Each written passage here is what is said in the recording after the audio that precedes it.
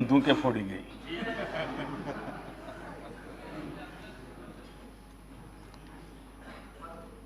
आपने उसको रिकॉर्ड पर से निकाल दिया है, इसलिए मैं उल्लेख तो नहीं करूंगा, लेकिन मुझे एक पुरानी छोटी सी कथा याद आती है। एक बार कुछ लोग रेल में सफर कर रहे थे और जब रेल में सफर कर रहे थे तो रेल जैसे गति पकड़ती थी, पटरी में से आवाज आती है, हम सब जानते हैं, सबका अनुभव है।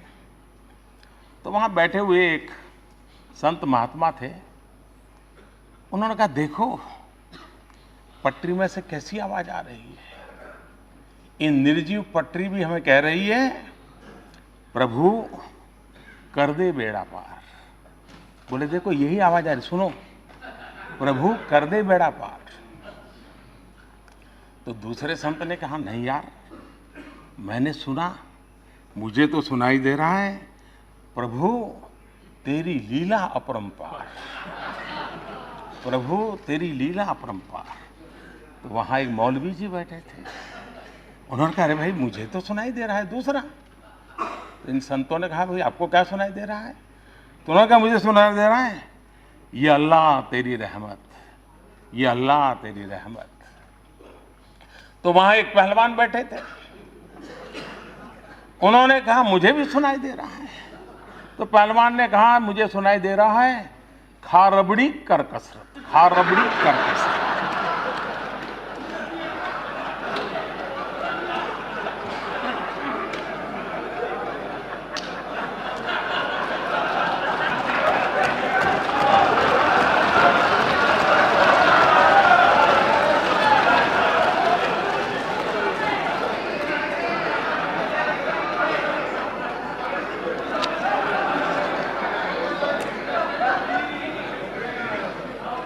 कल जो विवेकानंद जी के नाम से कहा गया,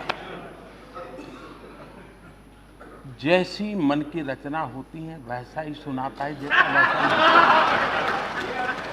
आपको ये देखने के लिए इतना दूर नजर करने की जरूरत ही नहीं थी, बहुत कुछ पास में है।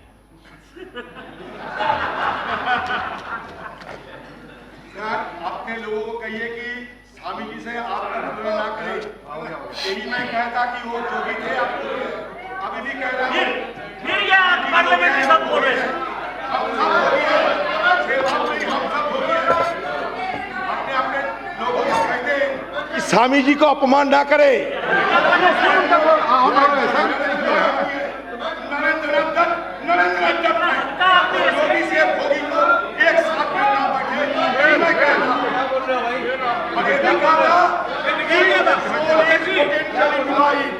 माननीय जो की राजनीति को पता नहीं है क्या बोल रहे हैं, मत करो। माननीय सर, माननीय प्लीज प्लीज।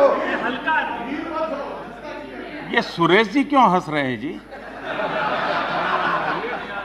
हाँ? कोई राज है भाई? सुरेश जी, कभी आपका भी मौका आएगा, इतना जल्दी मत।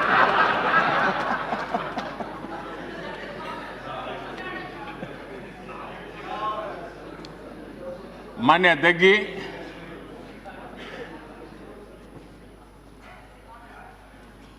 यहां किसानों के विषय में भी बातचीत हुई है। बहुत से महत्वपूर्ण काम और बहुत से नए तरीके से, नई सोच के साथ पिछले दिनों किया गया है और माननीय राष्ट्रपति जी ने अपने अभिभाषण में उसका जिक्र भी किया है। लेकिन जिस प्रकार से यहां चर्चा करने का प्रयास हुआ है, मैं नहीं जानता वो अज्ञानवश है कि जानबूझ करके है, क्योंकि कुछ चीजें ऐसी हैं अगर जानकारियां होती तो शायद हम ऐसा न करते। हम जानते हैं कि 1.5 गुना एमएसपी करने वाला विषय है, कितने लंबे समय से अटका हुआ था। हमारे समय का नहीं था, पहले से था, लेकिन ये किसानों के प्रति हमारी जिम्मेवारी थी कि उस काम को भी हमने पूरा कर दिया। मैं हैरान हूं, सिंचाई योजनाएं 80-90% धन खर्च करके 20-20 साल से पड़ी हुई थी, कोई पूछने वाला नहीं था। फोटो निकलवा दी, बस काम हो गया। हमको करीब 99 ऐसी योजनाओं को हाथ लगाना पड़ा, 1 लाख करोड़ रुपए से ज्यादा खर्च करके उनको उसके लॉजिकल एंड तक ले गए और अब किसानों को उसका फायदा होना शुरू हुआ।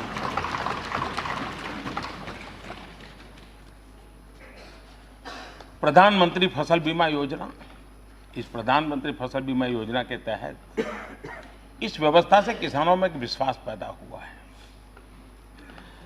किसानों की तरफ से करीब 13,000 करोड़ रुपए प्रीमियम आया, लेकिन प्राकृतिक आपदा के कारण जो नुकसान हुआ उसके तहत करीब 56,000 करोड़ रुपए किसानों को बीमा योजना से प्राप्त हुए। किसान की आय बढ़े, ये हमारी प्राथमिकता है। इनपुट कॉस्ट कम हो, ये हमारी प्राथमिकता है। और पहले एमएसपी के नाम पे क्या होता था हमारे देश में? पहले 7 लाख टन दाल और तिलहन की खरीद हुई। हमारे कार्यकाल में 100 लाख टन। 7 और 100 का फर्क तो समझ आएगा। इनाम योजना, आज डिजिटल वर्ल्ड है, हमारा किसान भी मोबाइल फोन से दुनिया के दाम देख रहा है, समझ रहा है। इनाम योजना के नाते किसान अपना बाजार में माल बेच सके, उस योजना को लिया हमने। और मुझे खुशी है कि गांव का किसान इस व्यवस्था से करीब 2.25 करोड़ किसान अब तक उससे जुड़ चुके हैं और करीब 1 लाख करोड़ रुपए का कारोबार किसानों ने अपनी पैदावार का इस इनाम योजना से किया है। टेक्नोलॉजी का उपयोग किया है। हमने किसान क्रेडिट कार्ड का विस्तार हो, उसके साथ साथ एलाइड एक्टिविटीज, चाहे पशुपालन हो, मछली पालन हो, मुर्गी पालन हो, सौर ऊर्जा की तरफ जाने का प्रयास हो, सोलार पंप की बात हो, ऐसे नए अनेक चीजें जोड़ी हैं जिसके कारण आज उसकी आर्थिक स्थिति में भी एक बहुत बड़ा बदलाव आया है। 2014 में हमारे आने से पहले कृषि मंत्रालय का बजट 27,000 करोड़ रुपए था। अब ये बढ़कर के 5 गुना, 27,000 करोड़ था, बढ़कर के 5 गुना और लगभग 1.5 लाख करोड़ हमने पहुंचाया।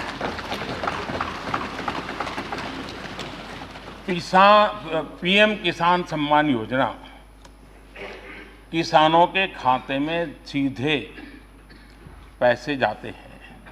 अब तक करीब 45,000 करोड़ रुपए किसानों के खाते में ट्रांसफर हो चुके हैं। कोई बिचौलिया नहीं, कोई फाइलों की झंझट नहीं, एक क्लिक दबाया, पैसे पहुंच गए। लेकिन मैं जरूर यहां माननीय सदस्यों से आग्रह करूंगा कि राजनीति करते रहिए, करनी भी चाहिए, क्योंकि मैं जानता हूं आपकी तकलीफ, लेकिन क्या हम राजनीति करने के लिए किसानों के हितों के साथ खिलवाड़ करेंगे? मैं उन माननीय सदस्यों से विशेष आग्रह करूंगा कि अपने राज्य में देखें, जो किसानों के नाम पर बढ़ चढ़ करके बोल रहे हैं वो जरा ज्यादा देखें कि क्या उनके राज्य के किसानों को पीएम किसान सम्मान निधि मिले, उसके लिए वो सरकारें किसानों की सूची क्यों नहीं दे रहे हैं, इस योजना के साथ क्यों नहीं जुड़ रहे हैं? नुकसान किसका हुआ? किसका नुकसान हुआ? उस राज्य के किसानों का हुआ। मैं चाहूंगा यहां कोई माननीय सदस्य ऐसा नहीं होगा कि जो दबी जबान में, तो खुल करके शायद न बोल पाए क्योंकि कहीं जगह पे बहुत कुछ होता है, लेकिन उनको पता होगा। उसी प्रकार से मैं माननीय सदस्यों के कहूंगा जिन्होंने किसानों के लिए बहुत कुछ कहा है, उन राज्यों में जरा देखिए आप कि जहां किसानों को वादे कर करके, बहुत बड़ी बड़ी बातें कर करके वोट बटोर लिए, शपथ ले लिए, सत्ता सिंहासन पा लिया, लेकिन किसानों के वादे पूरे नहीं किए गए। कम से कम मैं यहां बैठे हुए माननीय सदस्य उन राज्यों के भी प्रतिनिधि होंगे तो वो जरूर उन राज्यों को कहें कि किसानों को उनका हक देने में कोताही न बरते। माननीय अध्यक्ष जी, जब ऑल पार्टी मीटिंग हुई थी तब मैंने विस्तार से सबके सामने एक प्रार्थना भी की थी और अपने विचार भी रखे थे। उसके बाद सदन के प्रारंभ में जब मीडिया के लोगों से मैं बात कर रहा था तब भी मैंने कहा था कि ये सत्र हम पूरी तरह आर्थिक विषय, देश की आर्थिक परिस्थिति, इन सारे विषयों को इस सत्र हम समर्पित करें। हमारे पास जितनी भी चेतना है, जितना भी सामर्थ्य है, जितने भी बुद्धि प्रतिभा है, सबका निचोड़ इस सत्र में दोनों सदनों में हम लेकर के आए हैं। क्योंकि जो देश, दुनिया की आज जो आर्थिक स्थिति है उसका लाभ उठाने के लिए भारत कौन से कदम उठाए, कौन सी दिशा को अपनाए जिससे लाभ हो। मैं चाहूंगा कि ये सत्र, अभी भी समय है,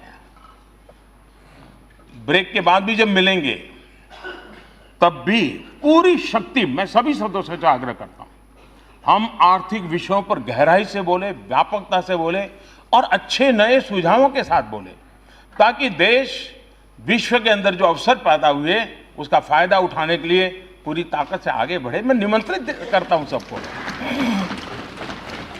और मैं मानता हूं कि आर्थिक विषयों के इस महत्वपूर्ण विषय पर बातचीत हम सबका सामूहिक दायित्व है और इस दायित्व बोध में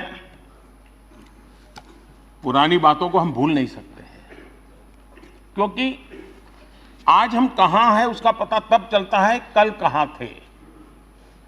और वो भी, ये बात सही है कि जब हमारे माननीय सदस्य ये कहते हैं कि ये क्यों नहीं हुआ, ये कब होगा, ये कैसे होगा, कब तक करेंगे, ये जब सुनता हूं तो कुछ लोगों को लगता होगा कि आप आलोचना करते हैं। मैं नहीं मानता हूं आप आलोचना करते हैं। मुझे खुशी है कि आप मुझे समझ पाए हैं, क्योंकि आपको विश्वास है करेगा तो यही करेगा।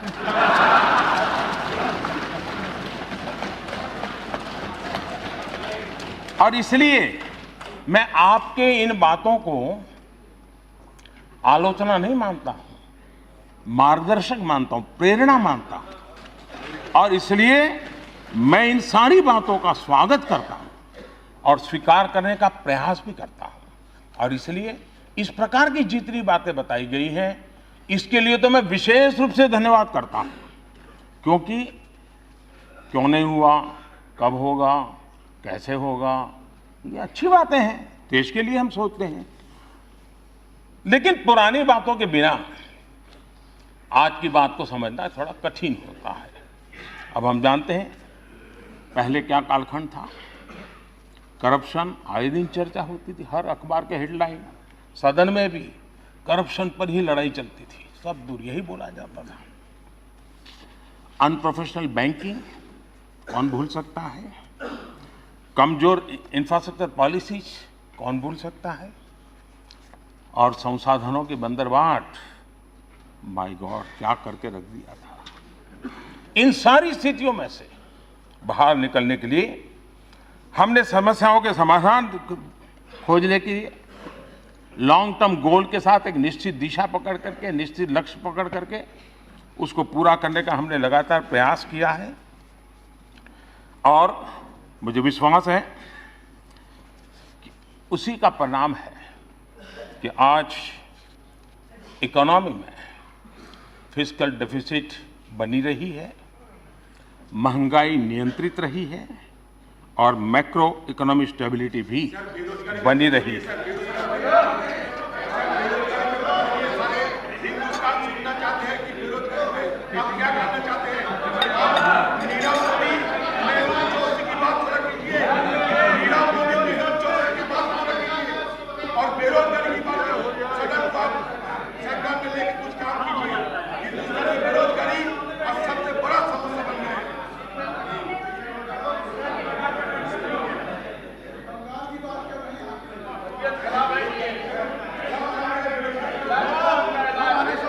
मैं आपका आभारी हूं क्योंकि आपने मेरे प्रति विश्वास जताया है। ये भी काम हम ही करेंगे। हाँ, एक काम नहीं करेंगे। एक काम न करेंगे, एक काम न करेंगे, न होने देंगे।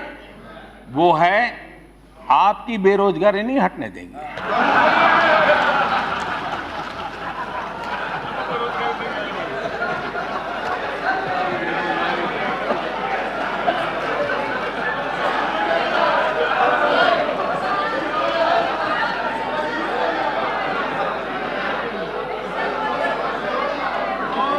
जीएसटी का बहुत बड़ा महत्वपूर्ण निर्णय हो, कॉरपोरेट टैक्स कम करने की बात हो, आईबीसी लाने की बात हो, एफडीआई रिजीम को लिबरलाइज करने की बात हो, बैंकों में रिकैपिटलाइजेशन करने की बात हो, जो भी समय समय पर आवश्यकता रही है और जो भी एक दीर्घकालीन मजबूती के लिए जरूरत है, सारे कदम हमारी सरकार उठा रही है, उठाए हैं और उसके लाभ भी आना शुरू हुए हैं।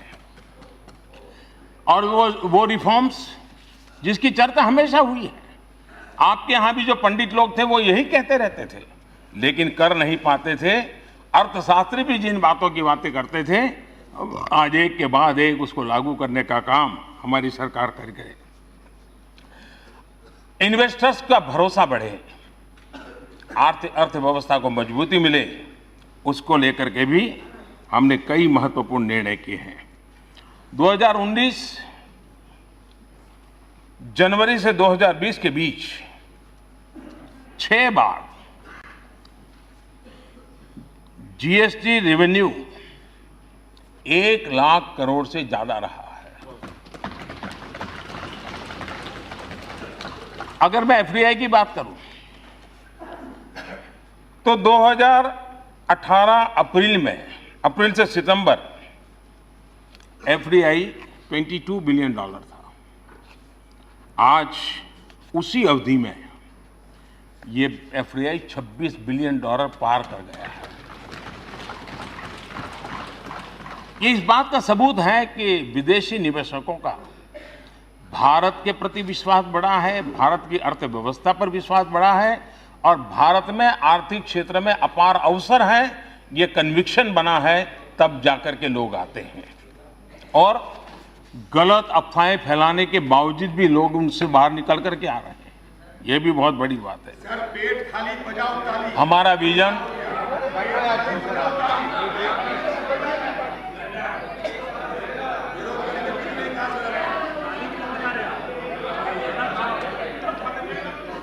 Vision greater investment, better infrastructure, increase value addition और ज्यादा से ज्यादा जॉब क्रिएशन पर है।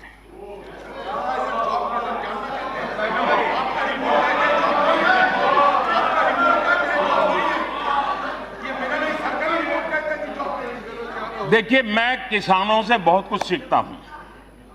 किसान जो होता है ना, वो बड़ी गर्मी में खेत जोत करके तैयार रखता है, बीज बोता नहीं उस समय, सही समय पर बीज बोता है। तो अभी जो पिछले 10 मिनट से चल रहा है ना, वो मेरा खेत जोतने का काम चल रहा है। अब बराबर आपके दिमाग में जगह हो गई है, अब मैं एक एक करके बीज डालूंगा।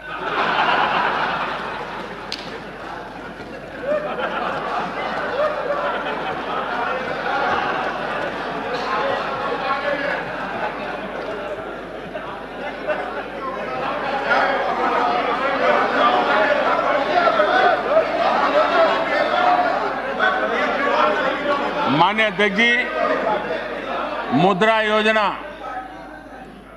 Startup India, stand up India, इन योजनाओं ने देश में स्वरोजगार को बहुत बड़ी ताकत दी है। इतना ही नहीं,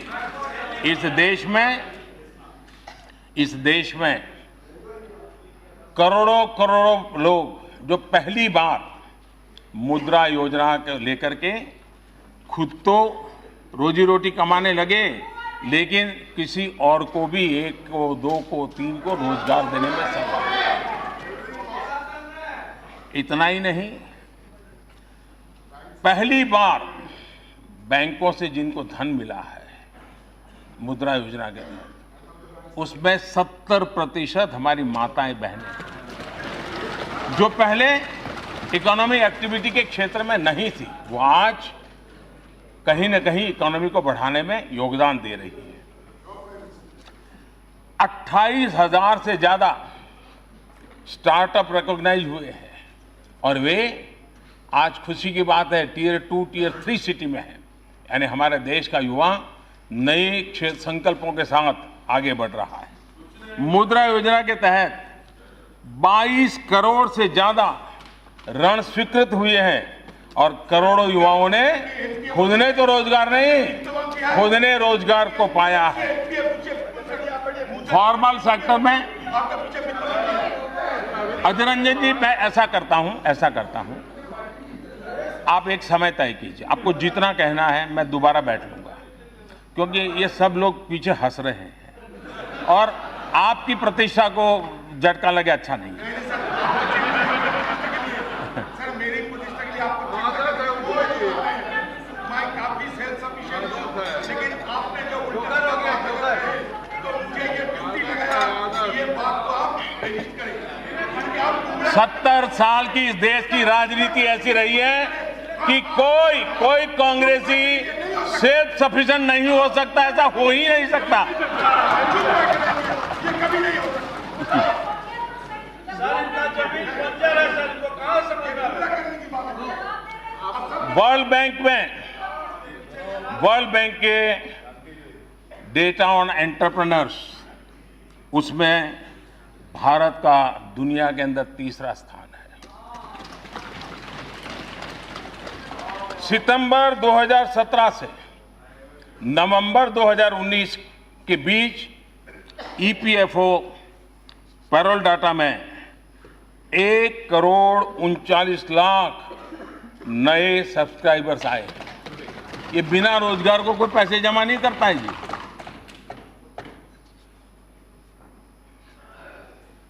मैंने कांग्रेस के एक नेता का कल घोषणा पत्र सुना। उन्होंने घोषणा की है कि 6 महीने में मोदी को डंडे मारेंगे।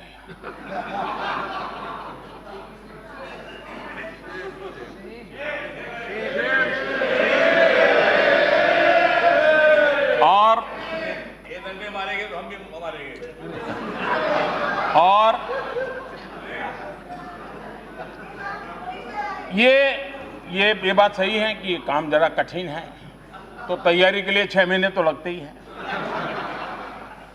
तो 6 महीने का समय तो अच्छा है, लेकिन मैं भी 6 महीने में तय किया हूं कि रोज सूर्य नमस्कार की संख्या बढ़ा दूंगा, ताकि अब तक करीब 20 साल से जिस प्रकार की गंदी गालियां सुन रहा हूं और अपने आप को गाली प्रूफ बना दिया है, 6 महीने ऐसे सूर्य नमस्कार करूंगा कि मेरी पीठ को भी हर डंडे झेलने की ताकत वाला बना दूंगा। तो मैं आभारी हूं कि पहले से अनाउंस कर दिया गया है, तो मुझे ये 6 महीना आप एक्सरसाइज बढ़ाने का टाइम मिलेगा।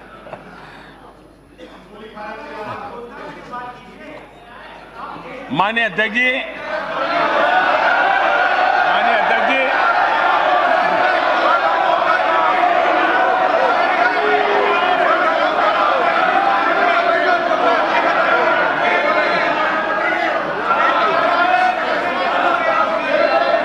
माननीय अध्यक्ष जी,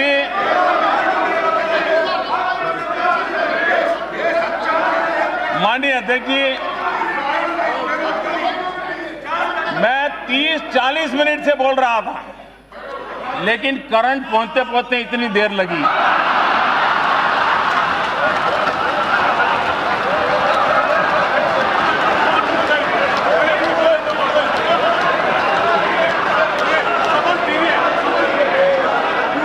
बहुत सी ट्यूबलाइट का ऐसा ही होता है।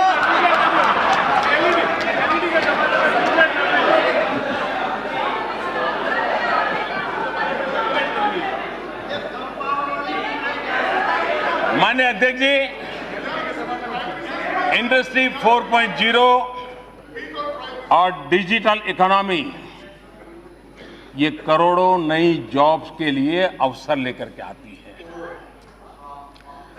स्किल डेवलपमेंट, नई स्किल फोर्स तैयार करना, लेबर रिफॉर्म संसद के अंदर ऑलरेडी एक प्रस्ताव तो आगे बढ़ा है और भी कुछ प्रस्ताव है।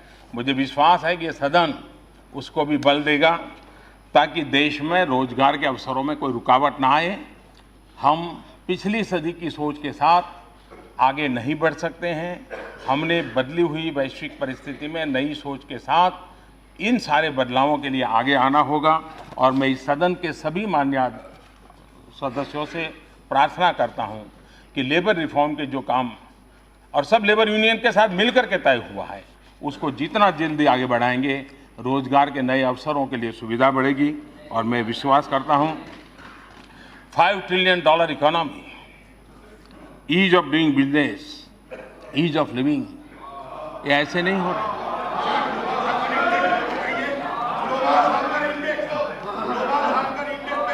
बांग्लादेश से भी पीछे हो गए, पाकिस्तान से पीछे है ग्लोबल हंगर इंडेक्स में। क्यों? आपकी जमाने में आपकी जमाने में लाभ आपके समाज है वो बेचा जा रहा है। सारे प्रॉफिट मेकिंग इंडस्ट्री आपके भाषण में हमको खंडन है अध्यक्ष जी। माननीय मंत्री जी कोई टिप्पणी मत कीजिए आप। बार-बार उठना ठीक नहीं। माननीय अध्यक्ष जी, ये बात सही है कि हमने आने वाले दिनों में एक 16 करोड़ का इंफ्रास्ट्रक्चर का मिशन लेकर के आगे चल रहे हैं। लेकिन पिछले कार्यकाल में भी आपने देखा होगा कि देश की इकोनॉमी को ताकत देने के लिए, मजबूती देने के लिए इंफ्रास्ट्रक्चर का बहुत बड़ा महत्व होता है। और जितना बल ज्यादा इंफ्रास्ट्रक्चर की गतिविधियों को देते हैं वो इकोनॉमी को भी ड्राइव करता है, रोजगार को भी देता है, नए नए उद्योगों को भी अवसर देता है। और इसलिए हमने इंफ्रास्ट्रक्चर के पूरे काम में एक नई गति ला है। लेकिन पहले इंफ्रास्ट्रक्चर का मतलब यही होता था कि सीमेंट, कंक्रीट के जंगलों की बात। पहले इंफ्रास्ट्रक्चर का मतलब होता था टेंडर की प्रक्रियाएं। पहले इंफ्रास्ट्रक्चर का मतलब होता था बिचौलिए। यही इंफ्रास्ट्रक्चर की बात आती थी तो लोगों को यही लगता था कि कुछ बू आती थी। आज हमने ट्रांसपेरेंसी के साथ 21वीं सदी आधुनिक भारत बनाने के लिए जिस इंफ्रास्ट्रक्चर की कल्पना कर सकते हैं उस पर बल दिया है। और हमारी भूमि, हमारे लिए इंफ्रास्ट्रक्चर ये सिर्फ एक सीमेंट कंक्रीट का खेल नहीं है। मैं मानता हूं इंफ्रास्ट्रक्चर एक भविष्य लेकर के आता है। करगिल से कन्याकुमारी और कच्छ से कोहिमा, इसको अगर जोड़ने का काम करने की ताकत होती तो इंफ्रास्ट्रक्चर में होती है। एस्पिरेशंस और अचीवमेंट्स को जोड़ने का काम इंफ्रास्ट्रक्चर करता है। लोगों और उनके सपनों को उड़ान देने की ताकत अगर कहीं में है तो इंफ्रास्ट्रक्चर में होती है। लोगों की क्रिएटिविटी को कंज्यूमर्स के साथ जोड़ने का काम इंफ्रास्ट्रक्चर के कारण ही संभव हो सकता है। एक बच्चे को स्कूल से जोड़ने का काम, छोटा ही क्यों ना, वो इंफ्रास्ट्रक्चर करता है। एक किसान को बाजार से जोड़ने का काम इंफ्रास्ट्रक्चर करता है। एक व्यवसायी को उसके कंज्यूमर के साथ जोड़ने का काम भी इंफ्रास्ट्रक्चर करता है। प्रदूषण को नियंत्रित करके स्वस्थ जीवन से जोड़ने का काम भी इंफ्रास्ट्रक्चर करता है। लोगों को लोगों से जोड़ने का काम भी इंफ्रास्ट्रक्चर करता है। एक गरीब प्रेग्नेंट मां को भी अस्पताल से जोड़ने का काम इंफ्रास्ट्रक्चर करता है। और इसलिए इरिगेशन से लेकर के इंडस्ट्री तक सोशल इंफ्रास्ट्रक्चर से लेकर के रूरल इंफ्रास्ट्रक्चर तक, रोड से लेकर के पोर्ट्स तक और एयरवेज से लेकर के वाटरवेज तक हमने अनेक ऐसे इनिशिएटिव लिए हैं। गत 5 वर्ष में देश ने देखा है और लोगों ने जब देखा है तभी तो यहां बिठाया है जी। यही तो इंफ्रास्ट्रक्चर है जो यहां पहुंचाता है।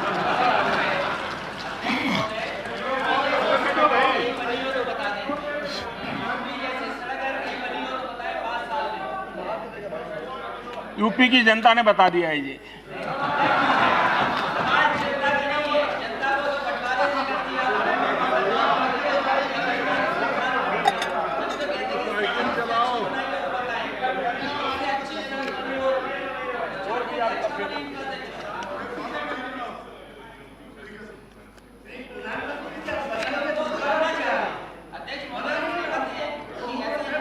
माननीय अध्यक्ष जी, मैं एक उदाहरण देना चाहता हूं कि हमारे यहां इंफ्रास्ट्रक्चर के क्षेत्र में कैसे काम होता था। हमारे यहां इंफ्रास्ट्रक्चर में कैसे काम होता था। ये सिर्फ हमारा दिल्ली का ही विचार ले लीजिए। ये दिल्ली में ट्रैफिक, एनवायरनमेंट और हजारों ट्रक दिल्ली के बीच से गुजर रही थी। 2009 में यूपीए सरकार का संकल्प था कि 2009 तक ये दिल्ली के सराउंडिंग जो पेरिफेरल एक्सप्रेस वे है, इसको 2009 तक पूरा करने का यूपीए सरकार का संकल्प था।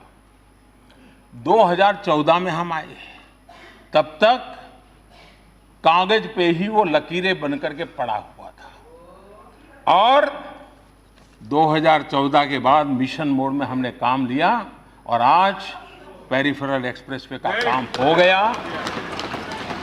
40,000 से ज्यादा ट्रकें जो आज दिल्ली में नहीं आती, सीधी बाहर जाती हैं और दिल्ली को प्रदूषण से बचाने में एक अहम कदम ये भी है। लेकिन इंफ्रास्ट्रक्चर का महत्व क्या होता है? 2009 तक पूरा करने का सपना 2014 तक कागज के लकीर बनकर के पड़ा रहा हो, ये अंतर है। उसको समझने के लिए थोड़ा टाइम लगेगा।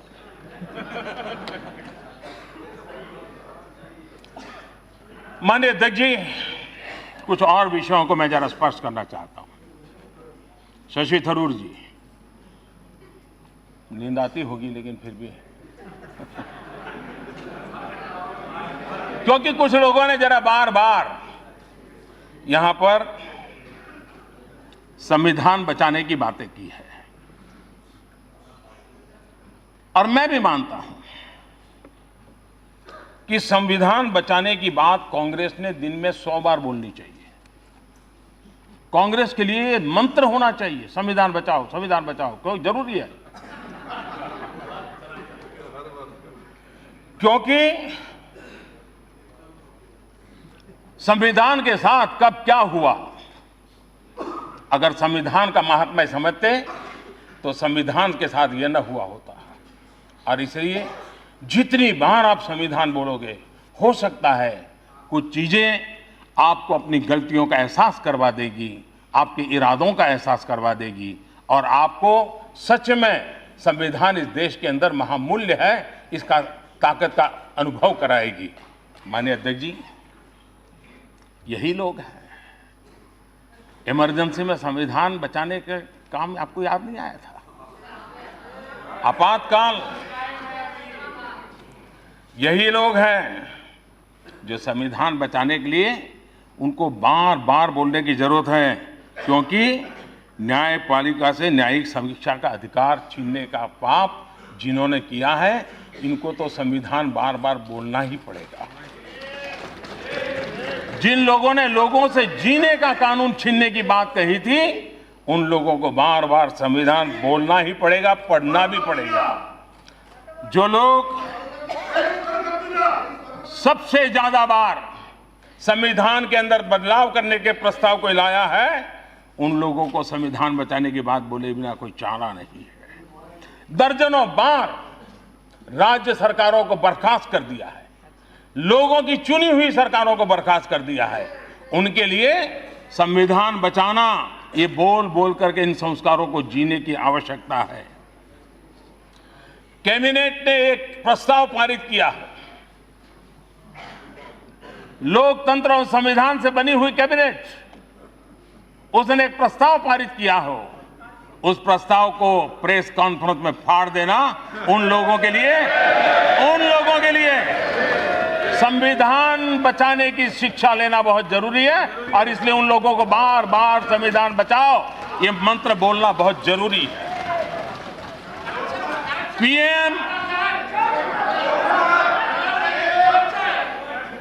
पीएम और पीएमओ, पीएम और पीएमओ के ऊपर national advisory council, remote control से सरकार चलाने का तरीका करने वालों को संविधान का महात्म्य समझना बहुत जरूरी है।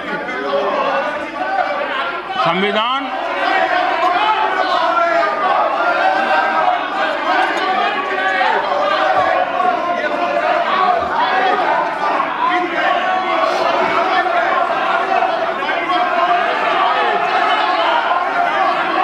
माननीय अध्यक्ष जी,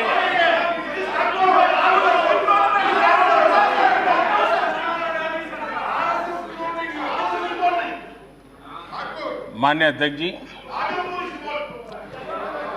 संविधान की वकालत के नाम पर दिल्ली और देश में क्या क्या हो रहा है वो देश भली भांति देख रहा है, समझ भी रहा है, और देश की चुपकिदी कभी न कभी तो रंग लाएगी।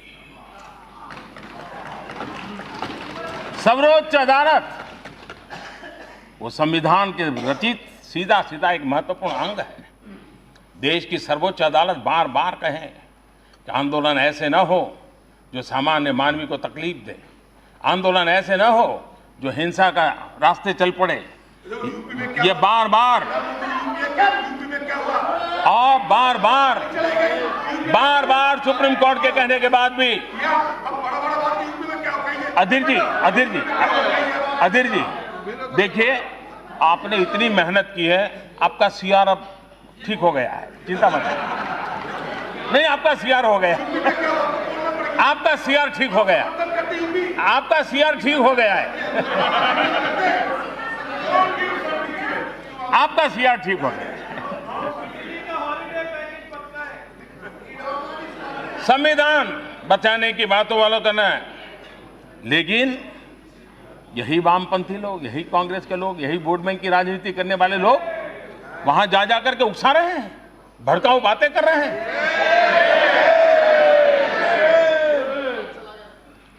माननीय अध्यक्ष जी,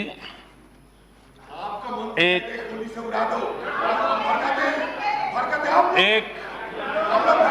शायर ने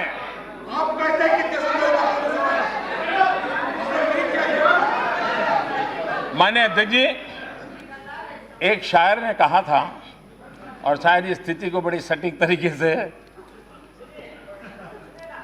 खूब पर्दा है कि चिलमन से लगे बैठे हैं।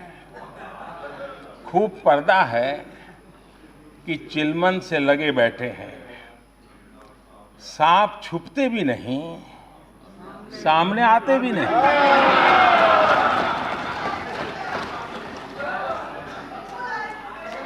पब्लिक सब जानती है, सब समझती है। जिस तरह के बयान दिए गए सदन में, उसका जिक्र सही नहीं है। माननीय अध्यक्ष जी, पिछले दिनों जो भाषाएं बोली गई हैं, जिस प्रकार के वक्तव्य दिए गए हैं, वो इसका जिक्र और सदन के बड़े बड़े नेता भी वहां पहुंच जाते हैं, इसका बहुत बड़ा अफसोस है। लेकिन शहीद बाग में गोली चलाने कांग्रेस के समय में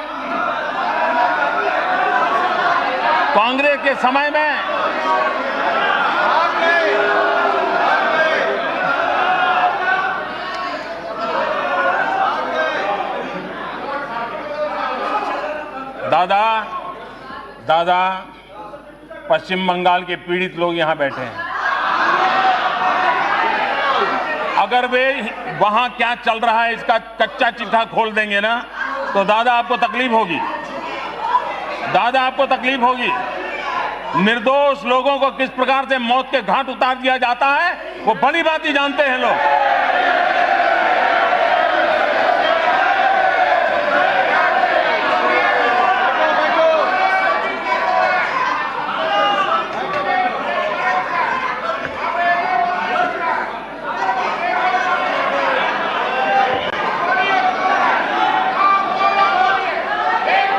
माननीय अध्यक्ष जी, कांग्रेस के समय में संविधान की क्या स्थिति थी, लोगों के अधिकार की स्थिति क्या थी, ये मैं जरा इनको पूछना चाहता हूं। अगर संविधान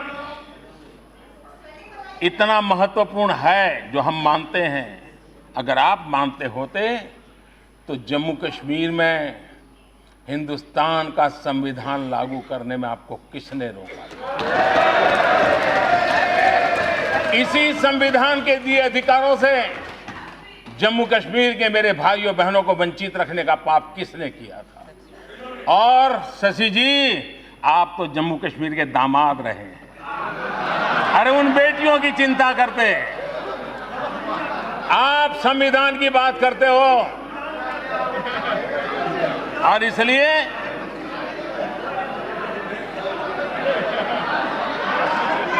माननीय अध्यक्ष जी, एक सांसद ने कहा, एक माननीय सांसद ने कहा कि जम्मू कश्मीर ने अपनी आइडेंटिटी खोई है। किसी ने कहा, किसी की नजर में तो जम्मू कश्मीर मतलब जमीन ही था।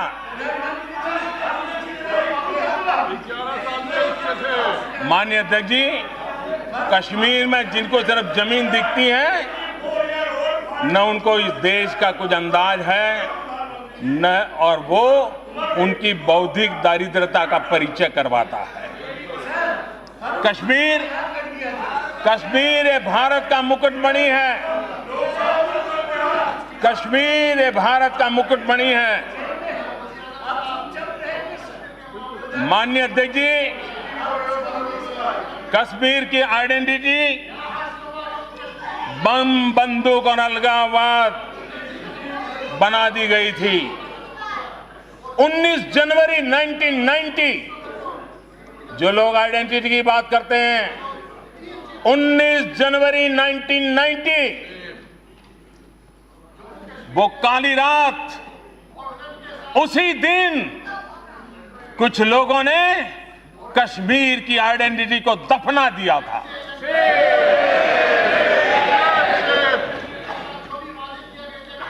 कश्मीर की आइडेंटिटी सूफी परंपरा है। कश्मीर की आइडेंटिटी सर्वपंथ संभाव की है। कश्मीर के प्रतिनिधि मां लालदेड़, नंद ऋषि, सैयद बुलबुल शाह, मीर सैयद अली हमदानी, ये कश्मीर की आइडेंटिटी है। माननीय अध्यक्ष जी, कुछ लोग कहते हैं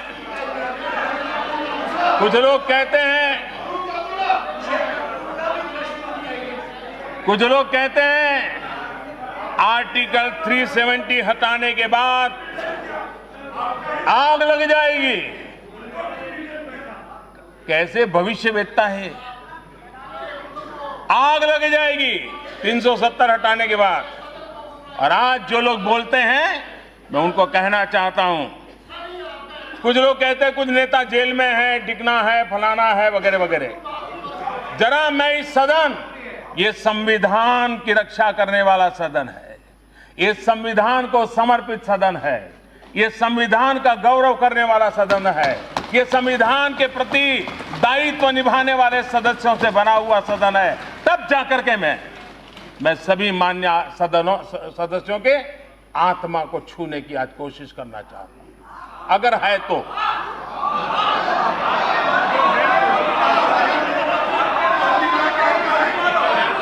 माननीय अध्यक्ष जी,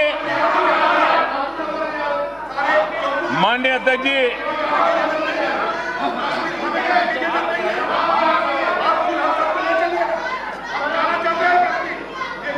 माननीय अध्यक्ष जी, महबूबा मुफ्ती जी ने 5 अगस्त को क्या कहा था? महबूबा मुफ्ती जी ने कहा था, और संविधान को समर्पित लोग जरा ध्यान से सुने। महबूबा मुफ्ती जी ने कहा था, भारत ने, ये शब्द बड़े गंभीर है, उन्होंने कहा था भारत ने कश्मीर के साथ धोखा किया है। हमने जिस देश के साथ रहने का फैसला किया था उसने हमें धोखा दिया है। ऐसा लगता है कि हमने 1947 में गलत चुनाव कर लिया था। क्या ये संविधान को मानने वाले लोग इस प्रकार की भाषा को स्वीकार कर सकते हैं क्या? उनकी वकालत करते हो, उनका अनुमोदन करते हो? उसी प्रकार से श्रीमान उमर अब्दुल्ला जी ने कहा था, उन्होंने कहा था आर्टिकल 370 को हटाना, आर्टिकल 370 को हटाना।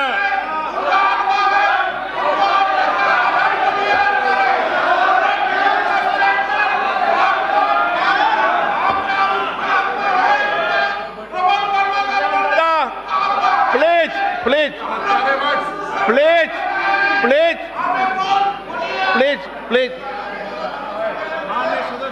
माननीय अध्यक्ष जी, उमर अब्दुल्ला जी ने कहा था कि आर्टिकल 370 को हटाना ऐसा भूकंप लाएगा कि कश्मीर भारत से अलग हो जाएगा।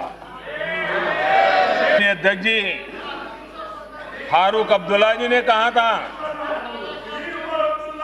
फारूक अब्दुल्ला जी ने कहा था 370 का हटाया जाना कश्मीर के लोगों की आजादी का मार्ग प्रशस्त करेगा। अगर 370 हटाई गई तो भारत का झंडा फहराने वाला कश्मीर में कोई नहीं बचेगा। क्या इस भाषा से, इस भावना से क्या हिंदुस्तान के संविधान को समर्पित कोई भी व्यक्ति इसको स्वीकार कर सकता है क्या? इससे सहमत हो सकता है क्या? मैं ये बात उनके लिए कह रहा हूं जिनकी आत्मा है।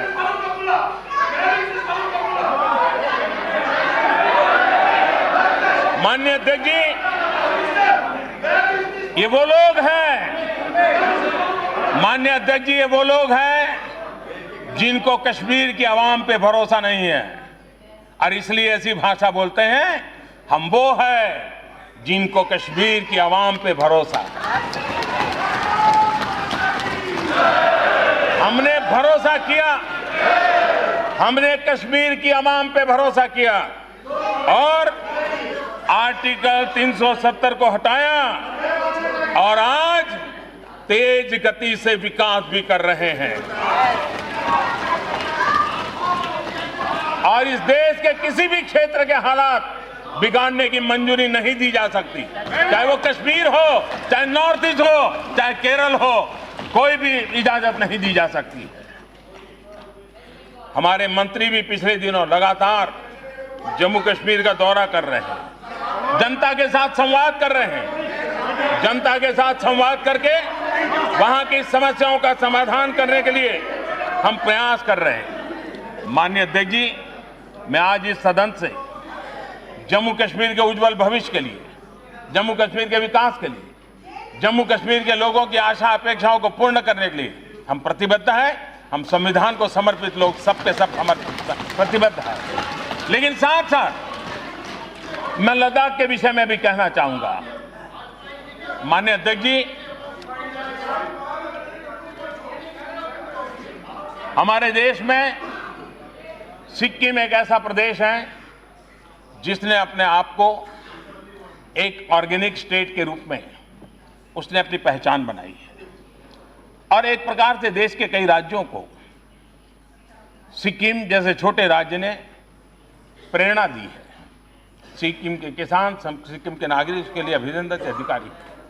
लद्दाख, मैं मानता हूं लद्दाख के विषय में मेरे मन में बहुत चित्र साफ है और इसलिए हम चाहते हैं कि लद्दाख जिस प्रकार से हमारे पड़ोस में भूटान की भूरी भूरी प्रशंसा होती है एनवायरनमेंट को लेकर, कार्बन न्यूट्रल कंट्री के रूप में दुनिया में उसकी पहचान बनी है।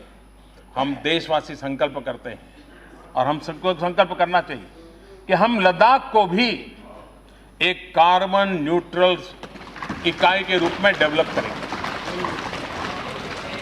देश के लिए एक पहचान बनाएंगे और उसका लाभ आने वाली पीढ़ियों को एक मॉडल के रूप में मिलेगा, ऐसा मुझे पूरा विश्वास है। और मैं जब लद्दाख जाऊंगा इनको उनके साथ रह करके मैं इसकी एक डिजाइन बनाने की दिशा में आगे बढ़ रहा हूं। माननीय अध्यक्ष जी, यहां पर जो कानून इस सदन ने पारित किया, जो संशोधन दोनों सदनों में पारित हुआ, जो नोटिफाई हो गया, उसके संबंध में भी कुछ न कुछ कोशिशें हो रही है। सीएए लाने,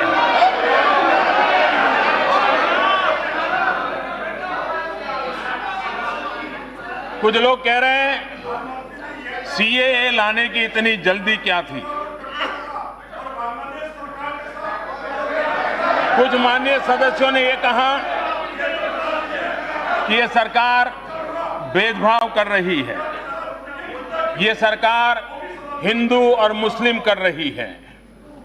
कुछ ने कहा कि हम देश के टुकड़े करना चाहते हैं। बहुत कुछ कहा गया और यहां से बाहर बहुत कुछ बोला जाता है। काल्पनिक भय पैदा करने के लिए पूरी शक्ति लगा दी गई है और वो लोग बोल रहे हैं जो देश के टुकड़े टुकड़े करने वालों के बगल में खड़े रह करके फोटो खिंचवाते हैं, देश के टुकड़े टुकड़े करने वालों के बगल में खड़े होकर के जो लोग फोटो खिंचवाते हैं दशकों से, पाकिस्तान यही भाषा बोलता आया है, पाकिस्तान यही बातें कर रहा है। भारत के मुसलमानों को भड़काने के लिए पाकिस्तान ने कोई कसर छोड़ी नहीं है।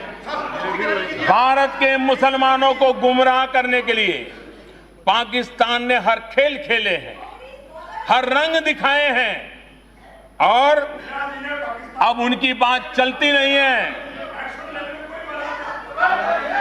पाकिस्तान की बात बढ़ नहीं पा रही है।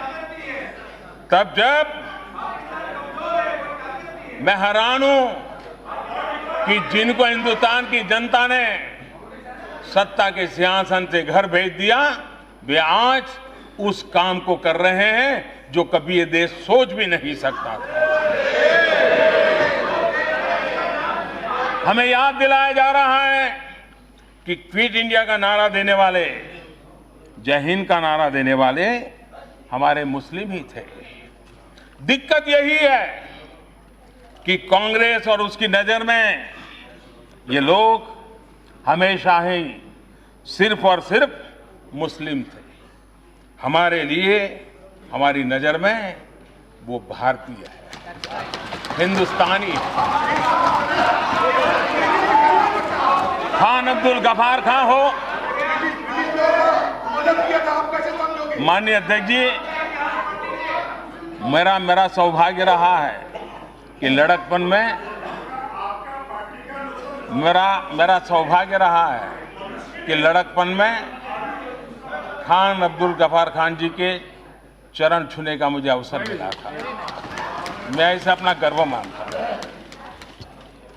माननीय अध्यक्ष जी, खान अब्दुल गफार खान हो, अशफाकुल्ला खां हो, बेगम हजरत महल हो, वीर शहीद अब्दुल हमीद हो या पूर्व राष्ट्रपति श्रीमान एपीजे अब्दुल कलाम हो, सबके सब हमारी नजर से भारतीय हैं।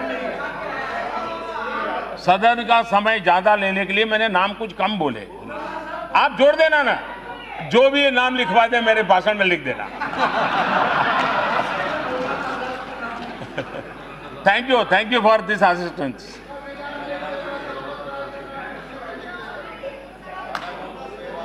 माननीय अध्यक्ष जी, कांग्रेस और उसके जैसे दलों ने जिस दिन भारत को भारत की नजर से देखना शुरू किया, उसे अपनी गलती का एहसास होगा।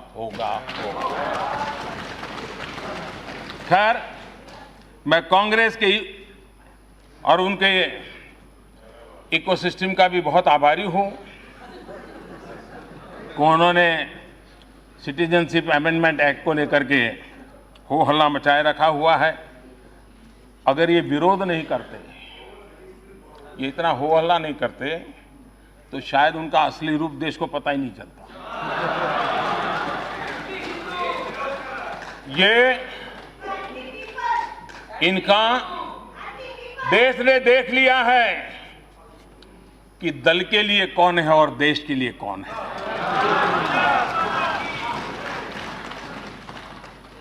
और मैं चाहता हूं, जब चर्चा निकल पड़ी है तो बात दूर तक चली जाए।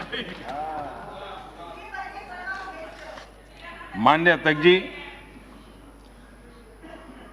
प्रधानमंत्री बनने की इच्छा किसी की भी हो सकती है और उसमें कुछ बुरा भी नहीं,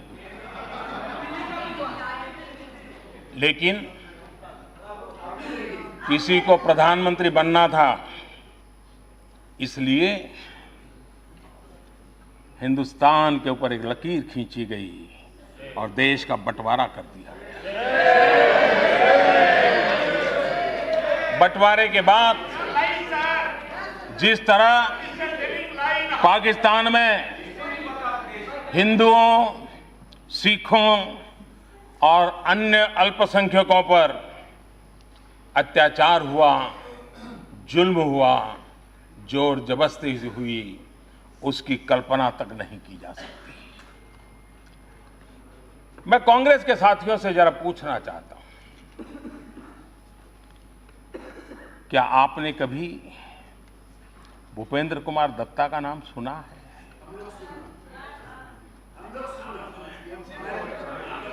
दादा, आप कांग्रेस में चले गए? अरे ममता दीदी भाषण सुन रही है।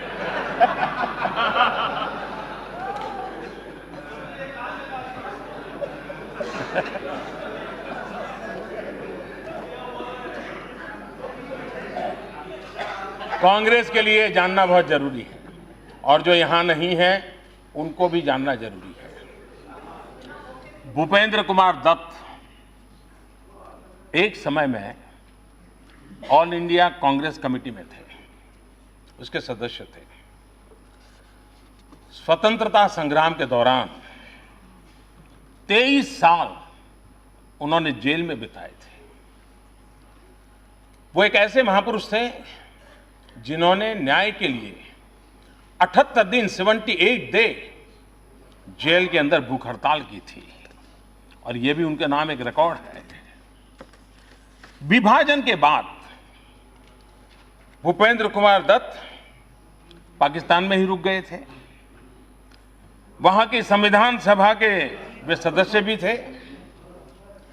जब संविधान का काम चल ही रहा था, अभी तो संविधान का काम चल ही रहा था, शुरुआत के दिन थे, और उस समय भूपेंद्र कुमार दत्त ने उसी संविधान सभा में जो कहा था उसे आज मैं दोहराना चाहता हूं, क्योंकि जो लोग हम पे आरोप मढ़ रहे हैं उनके लिए समझना बहुत जरूरी है।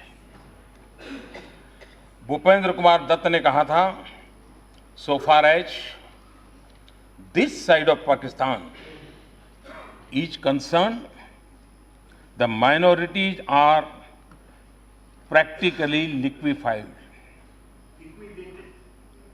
liquidated, practically liquidated.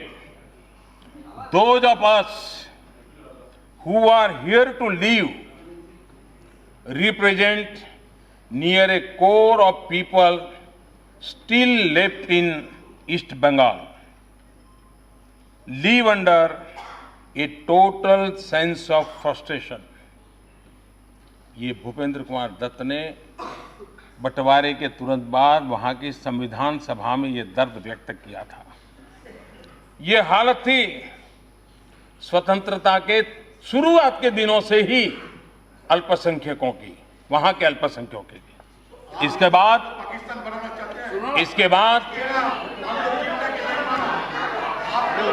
बाद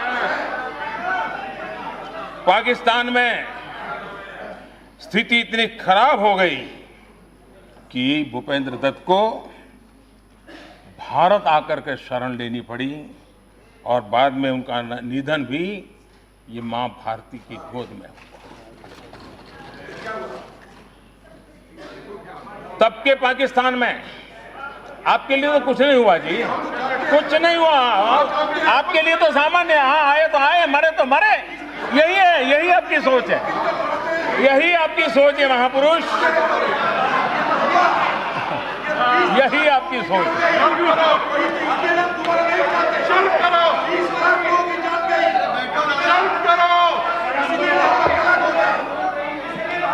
माननीय अध्यक्ष जी, माननीय जी, तब के पाकिस्तान में एक और बड़े स्वतंत्र सेनानी रुक गए थे, जोगेंद्रनाथ मंडल। वे समाज के बहुत ही पीड़ित, शोषित, कुचले हुए समाज का प्रतिनिधित्व करते थे। उन्हें पाकिस्तान का पहला कानून मंत्री भी बनाया गया था। 9 अक्टूबर 1950, अभी आजादी के और बंटवारे के 2-3 साल हुए थे। 9 अक्टूबर 1950 को उन्होंने अपना इस्तीफा दे दिया था।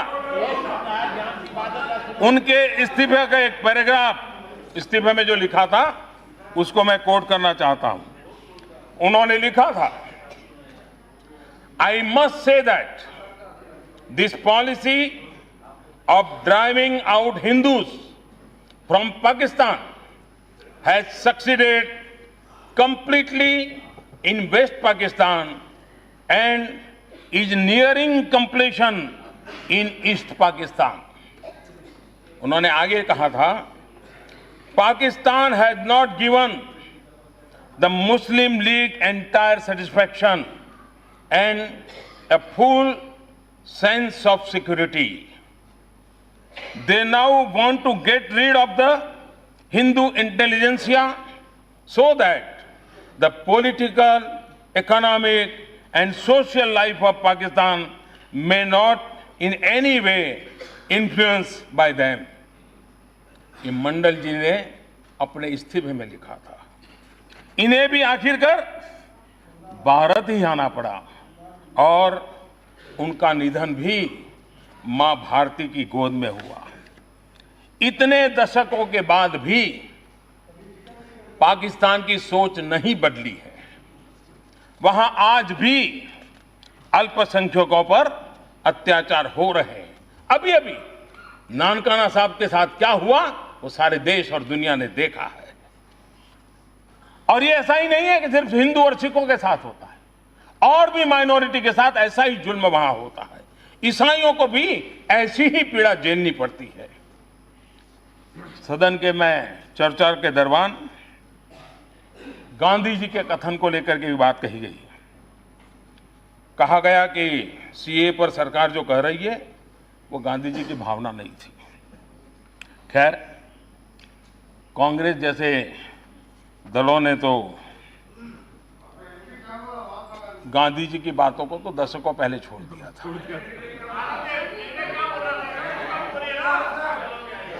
पूरी तरह कोटेबल कोर्ट इज अवेलेबल और हमने 50 बार दे दिया है।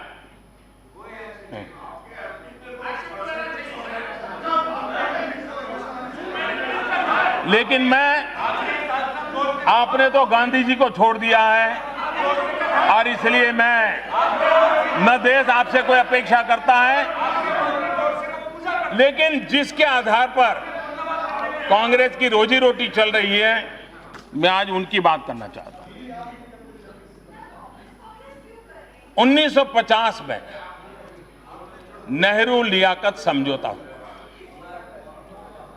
भारत और पाकिस्तान में रहने वाले माइनॉरिटीज की सुरक्षा को लेकर के यह समझौता हुआ।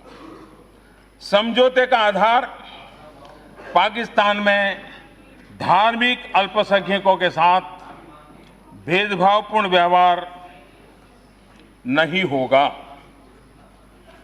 पाकिस्तान में रहने वाले जो लोग हैं, जिसमें जो धार्मिक अल्पसंख्यक है, जिसकी बात हम बोल रहे हैं, उसके संबंध में नेहरू और लियाकत के बीच में एग्रीमेंट हुआ था। अब कांग्रेस को जवाब देना होगा।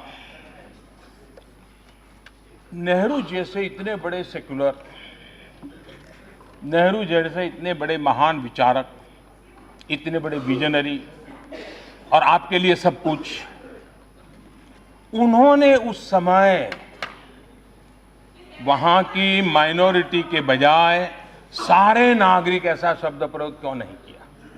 अगर इतने ही महान थे, इतने ही उदार थे, तो क्यों नहीं किया भाई? कोई तो कारण होगा। लेकिन इस सत्य को आप कब तक जुठलाओगे? भाइयों बहनों, माननीय सदस्य अध्यक्ष जी और माननीय सदस्यगण, ये उस समय की बात है। ये मैं उस समय की बात बता रहा हूं।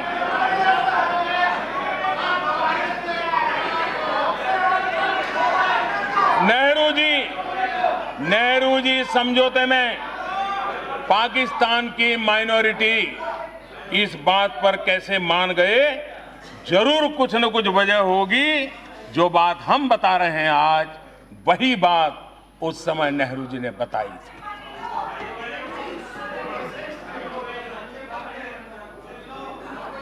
माननीय अध्यक्ष जी, नेहरू जी ने माइनॉरिटी शब्द क्यों प्रयोग किया? ये आप बोलेंगे नहीं क्योंकि आपको तकलीफ है, लेकिन नेहरू जी खुद इसका जवाब देके गए। मुझे मालूम है आप उनको भी छोड़ दोगे, जहां जरूरत पड़े आप किसी को भी छोड़ सकते। नेहरू जी ने नेहरू लियाकत समझौता साइन होने के एक साल पहले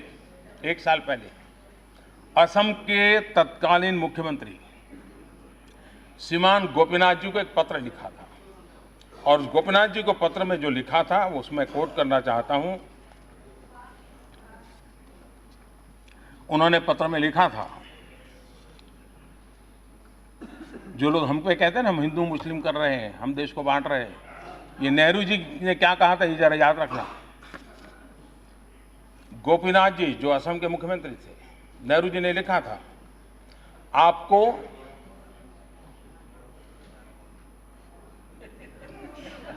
आपको हिंदू शरणार्थियों और मुस्लिम इमिग्रेंट्स इसके बीच फर्क करना ही होगा और देश को इन शरणार्थियों की जिम्मेदारी लेनी ही पड़ेगी। उस समय असम के मुख्यमंत्री को उस समय के भारत के प्रधानमंत्री पंडित नेहरू जी ने लिखी हुई चिट्ठी है। नेहरू लियाकत समझौते के बाद कुछ महीनों के भीतर ही नेहरू जी का इसी संसद के फ्लोर पर 5 नवंबर 1950 उनका एक बयान है। 5 नवंबर 1950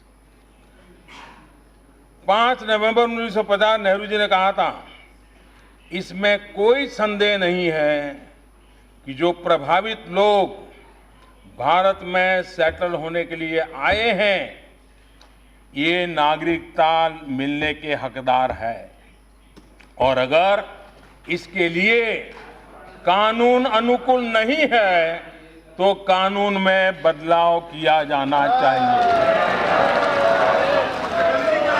5 नवंबर 1950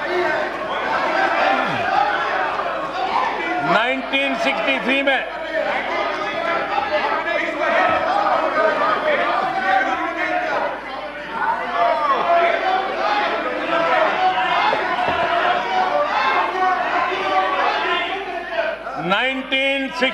में लोकसभा में, इसी सदन में और इसी जगह से 1963 में कॉल अटेंशन मोशन हुआ।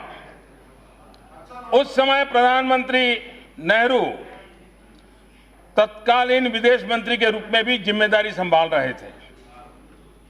मोशन का जवाब देने के लिए विदेश राज्य मंत्री श्रीमान दिनेश सिंह जी जब बोल रहे थे तो आखिर में प्रधानमंत्री नेहरू जी ने बीच में उन्हें टोकते हुए कहा था, और उन्होंने जो कहा था मैं कोट कहता हूं, पूर्वी पाकिस्तान में वहां की अथॉरिटी हिंदुओं पर जबरदस्त दबाव बना रही है। ये पंडित जी का स्टेटमेंट था। पाकिस्तान के हालात को देखते हुए गांधी जी नहीं, नेहरू जी की भावना भी रही थी। इतने सारे दस्तावेज हैं, चिट्ठियां हैं, स्टैंडिंग कमेटी की रिपोर्ट्स हैं, सभी इसी तरह के कानून की वकालत करते रहे हैं। मैंने इस संबंध में तथ्यों के आधार पर अब मैं कांग्रेस के खास रूप से पूछना चाहता हूं, और उनकी इकोसिस्टम भी मेरे सवाल समझेगी। जो ये सारी बातें मैंने बताई, क्या पंडित नेहरू कम्युनल थे? मैं जरा जानना चाहता हूं। क्या पंडित नेहरू हिंदू मुस्लिम में भेद किया करते थे? क्या पंडित नेहरू हिंदू राष्ट्र बनाना चाहते थे? जो उन्होंने जो बातें कही, क्या पंडित नेहरू हिंदू राष्ट्र बनाना चाहते थे? माननीय अध्यक्ष जी, कांग्रेस की दिक्कत यह है, वो बातें बनाती हैं, झूठे वादे करती हैं और दशकों तक वो वादों को टालती रहती है। आज हमारी सरकार अपने राष्ट्र निर्माताओं की भावनाओं पर चलते हुए फैसले ले रही है, तो कांग्रेस को दिक्कत हो रही है। और मैं फिर से स्पष्ट करना चाहता हूं, इस सदन के माध्यम से इस देश के 130 करोड़ नागरिकों को बड़ी जिम्मेवारी के साथ संविधान की मर्यादाओं को समझते हुए कहना चाहता हूं, संविधान की जिम्मेवारियों को समझते हुए कहना चाहता हूं, संविधान के प्रति समर्पण भाव से कहना चाहता हूं, देश के 130 करोड़ नागरिकों से कहना चाहता हूं, सीएए इस बिल से, इस एक्ट से हिंदुस्तान के किसी भी नागरिक पर किसी भी प्रकार का कोई प्रभाव होने वाला नहीं है। चाहे वो हिंदू हो, मुस्लिम हो, सिख हो, ईसाई हो, किसी को नहीं होने वाला। इससे भारत की माइनॉरिटी को कोई नुकसान होने वाला नहीं। फिर भी जिन लोगों को देश की जनता ने नकार दिया है, वो लोग वोट बैंक की राजनीति करने के लिए ये खेल खेल रहे हैं। और मैं जरा पूछना चाहता हूं, मैं कांग्रेस के लोगों से विशेष रूप से पूछना चाहता हूं, जो माइनॉरिटी के नाम पर अपनी राजनीतिक रोटियां सेकते रहते हैं, क्या कांग्रेस को 84 के दिल्ली के दंगे याद है? क्या माइनॉरिटी के साथ, क्या वो माइनॉरिटी नहीं थी? वो माइनॉरिटी थी कहीं था? क्या आप उन लोगों के, हमारे सिख भाइयों के गले में टायर बांध करके उनको जला दिया था?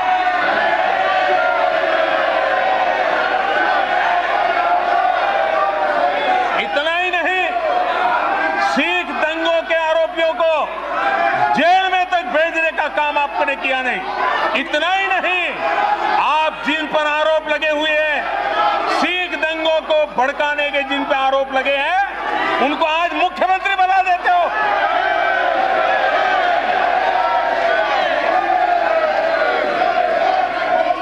सिख दंगों को आरोपियों को सजा दिलाने में उन हमारी विधवा माताओं को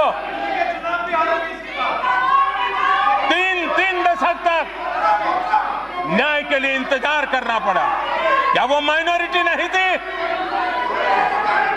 क्या माइनॉरिटी के लिए 2 तराजू होंगे? क्या यही आपके तरीके होंगे?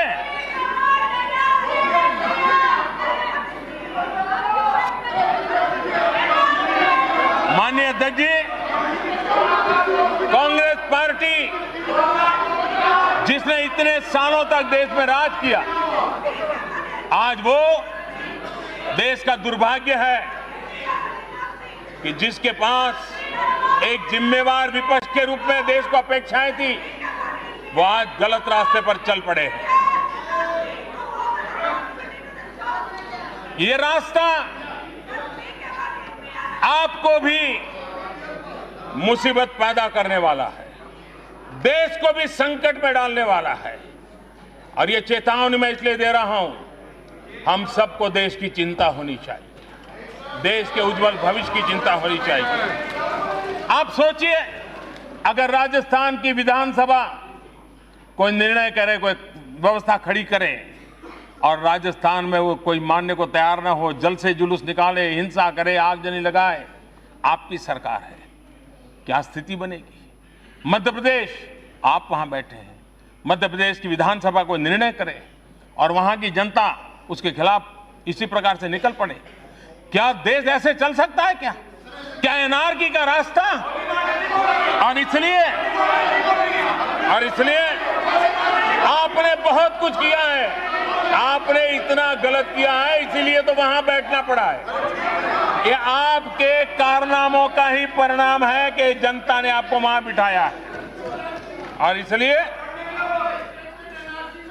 लोकतांत्रिक तरीके से देश में हर एक को अपनी बात बताने का हक है, लेकिन झूठ और अफवाहें फैला करके, लोगों को गुमराह करके हम कोई देश का भला नहीं कर पाएंगे। और इसलिए मैं आज संविधान की बातें करने वालों को विशेष रूप से आग्रह करता हूं, आइए संविधान को सम्मान करें, आइए मिल बैठ करके देश चलाएं, आइए देश को आगे ले जाएं, $5 ट्रिलियन इकोनॉमी के लिए एक संकल्प लेकर के हम चले। आइए देश के 15 करोड़ परिवार जिनको पीने का शुद्ध जल नहीं मिल रहा है, वो पहुंचाने का संकल्प करें। आइए देश के हर गरीब को पक्का घर लेने के काम को हम मिल करके आगे बढ़े ताकि उनको पक्का घर मिले। आइए देश के किसान हो, मछुआरे हो, पशुपालक हो, उनकी आय बढ़ाने के लिए हम कामों को सफलतापूर्वक आगे बढ़ाइए। आइए हर पंचायत को ब्रॉडबैंड कनेक्टिविटी दें। आइए एक भारत श्रेष्ठ भारत बनाने का संकल्प लेकर के हम आगे बढ़े। माननीय अध्यक्ष जी, भारत के उज्जवल भविष्य के लिए हम मिल बैठ करके आगे चले। इसी एक भावना के साथ मैं माननीय राष्ट्रपति जी को अनेक अनेक धन्यवाद करते हुए मैं मेरी वाणी को विराम देता हूं। आपका भी मैं विशेष आभार व्यक्त करता हूं।